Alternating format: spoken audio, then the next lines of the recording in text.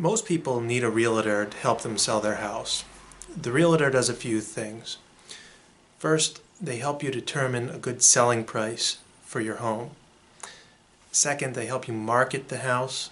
And then lastly, and most importantly, they help you in the negotiations with prospective buyers. So most people, most homeowners, if they're going to sell, they don't have the time or the desire to do any of these things. So they hire a realtor to do it on their behalf. Now the realtor commission is usually 6% of the sale price of the home. A lot of sellers don't want to pay that commission, and they don't want to lose the equity, and they'll attempt to sell the house on their own. Sometimes this works fine, and sometimes it doesn't.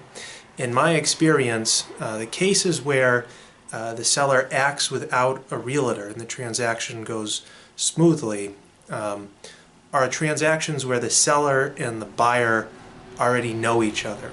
And they've already, over time, discussed the terms of the agreement, and the buyer's familiar with the property, and the seller's comfortable with the sale price. And in that case, the realtor may not be necessary.